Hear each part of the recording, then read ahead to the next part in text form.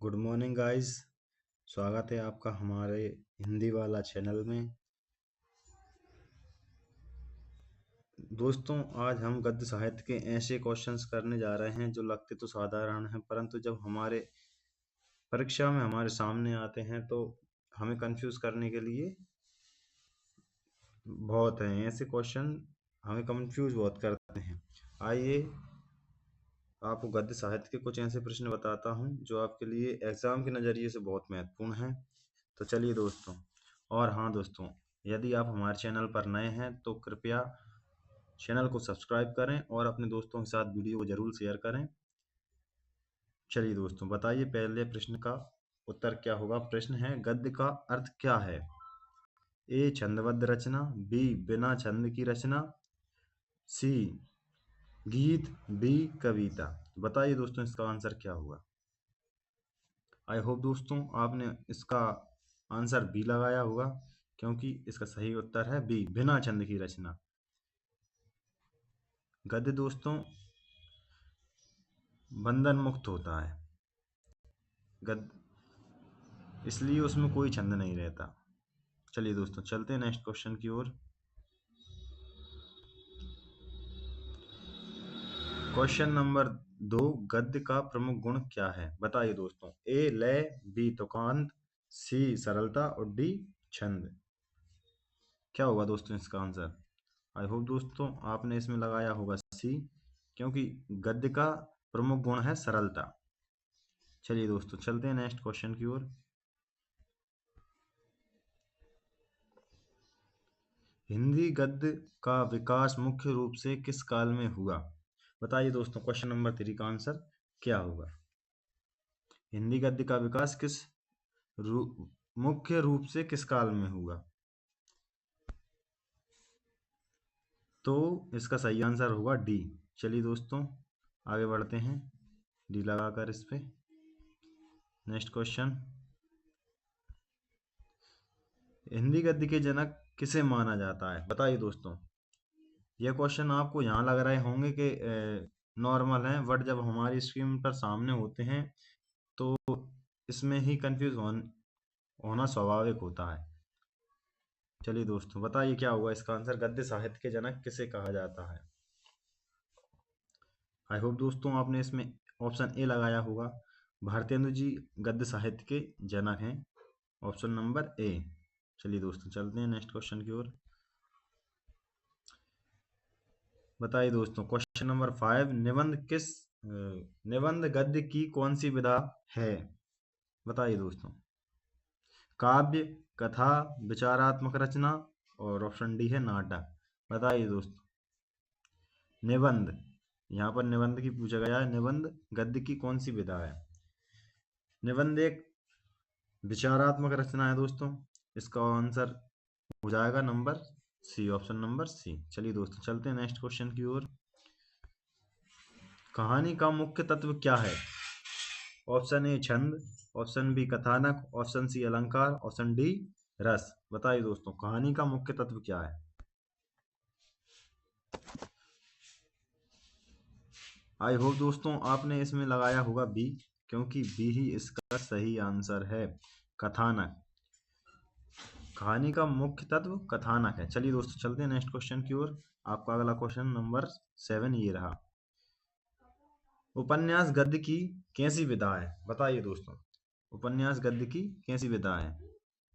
Option A लघु, option B विस्तृत कथा, ऑप्शन सी कथा गीतात्मक, ऑप्शन डी नाटकीय। बताइए दोस्तों, ऑप्शन नंबर 7 का क्या, क्वेश्चन नंबर 7 का आंसर क्या होगा? उपन्यास गद्य की कैसी विधा है? आई होप दोस्तों आपने इसमें लगाया होगा बी, क्योंकि उपन्यास गद्य की ऐसी विधा है जिसमें हम किसी भी रचना को विस्तृत रूप दे सकते हैं। ऑप्शन नंबर बी इसका सही हो जाएगा। चलिए दोस्तों, चलते हैं नेक्स्ट क्वेश्चन की ओर। क्वेश्चन नंबर 8 ये रहा आपके सामने। हिंदी का प्रथम उपन्यास कौन सा माना जाता है? दोस्तों ये क्वेश्चन भले ही नॉर्मल है, बट बड़े से बड़े एग्जाम में नेट सेट पीजीटी और ये एमपी में वर्ग 2 वर्ग 1 के लिए बहुत महत्वपूर्ण है। बताइए दोस्तों, हिंदी का प्रथम उपन्यास कौन सा है?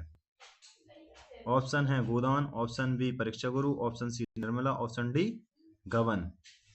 आई होप दोस्तों आपने इसमें भी लगाया होगा, क्योंकि परीक्षा गुरु उपन्यास हिंदी का प्रथम मौलिक उपन्यास माना जाता है। दोस्तों उपन्यास के मामले में मतभेद रहे हैं, लेकिन यह मौलिक उपन्यास है परीक्षा गुरु। चलिए दोस्तों चलते हैं नेक्स्ट क्वेश्चन की ओर। क्वेश्चन नंबर 9 ये रहा हमारे सामने। परीक्षा गुरु के लेखक कौन है? अभी आपके सामने यही उपन्यास आया था, अब उसके लेखक आए हैं। बताइए दोस्तों इसके लेखक कौन है?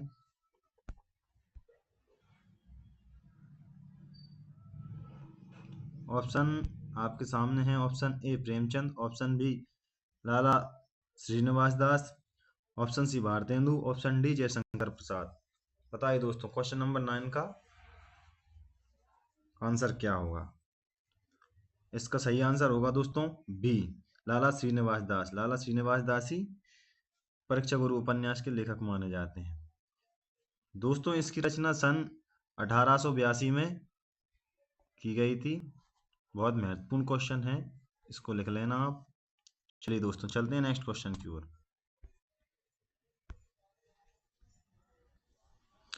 हिंदी कहानी के जनक किसे माना जाता है? बताइए दोस्तों 10वें क्वेश्चन का आंसर दीजिए। हिंदी कहानी का जनक किसे माना जाता है? Option A Premchand, option B Nirala, option C Pant, option D Mahadevi Verma. Hindi कहानी के जनक किसे माना जाता है? बताइए दोस्तों। हिंदी कहानी का जनक माना जाता है मुंशी प्रेमचंद जी को। चलिए दोस्तों चलते हैं अपने अगले क्वेश्चन की ओर। इसका सही आंसर हो जाएगा ऑप्शन नंबर ए प्रेमचंद जी। चलिए दोस्तों चलते हैं नेक्स्ट क्वेश्चन की ओर। प्रेमचंद का वास्तविक नाम क्या था? बताइए दोस्तों।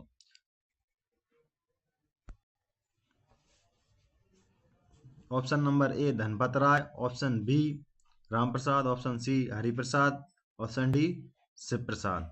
बताइए दोस्तों क्वेश्चन नंबर 11 का आंसर क्या हो जाएगा? दोस्तों इसका आंसर हो जाएगा ऑप्शन नंबर ए धनपत राय।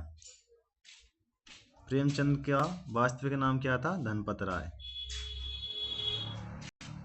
चलिए दोस्तों चलते हैं नेक्स्ट क्वेश्चन की ओर। क्वेश्चन नंबर 12 गोदान किस विधा की रचना है? दोस्तों आपको पता है मुंशी प्रेमचंद जी का ये अंतिम उपन्यास है, और इसकी विधा भी क्या है, इसलिए उपन्यास इसकी विधा हो जाएगी। क्या हो जाएगी इसकी विधा दोस्तों? उपन्यास। दोस्तों इसकी रचना 1936 में की गई थी, और ये मुंशी प्रेमचंद जी का अंतिम उपन्यास है। याद रखना है दोस्तों, बहुत इंपॉर्टेंट फैक्ट है।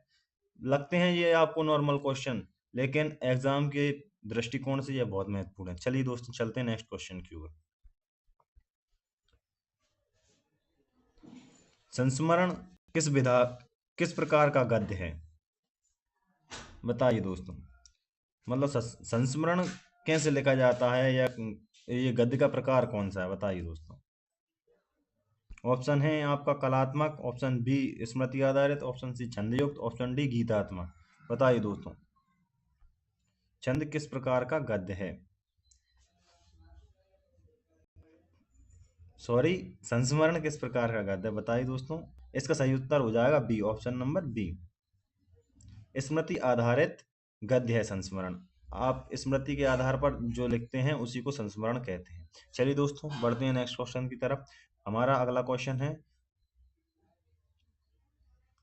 Question number 4। आत्मकथा किस पर आधारित होती है? आत्मकथा बताइए दोस्तों। ऑप्शन ए दूसरों के जीवन पर, ऑप्शन बी लेखक के जीवन पर, ऑप्शन सी कल्पना, और ऑप्शन डी इतिहास। बताइए दोस्तों इसका सही आंसर क्या हो जाएगा? आत्मकथा वह होती है जो लेखक स्वयं लिखता है, और खुद के जीवन के बारे में, स्वयं के जीवन के बारे में लिखता है, इसलिए इसका सही आंसर हो जाएगा ऑप्शन नंबर बी। चलिए दोस्तों चलते हैं नेक्स्ट क्वेश्चन की ओर। रेखा चित्र में क्या वर्णित होता है? बताइए दोस्तों रेखा चित्र में क्या वर्णित होता है? क्वेश्चन नंबर 15 का उत्तर दीजिए दोस्तों। क्वेश्चन नंबर 15 का उत्तर होगा दोस्तों बी व्यक्ति या दृश्य। चलिए दोस्तों बढ़ते हैं नेक्स्ट क्वेश्चन की ओर।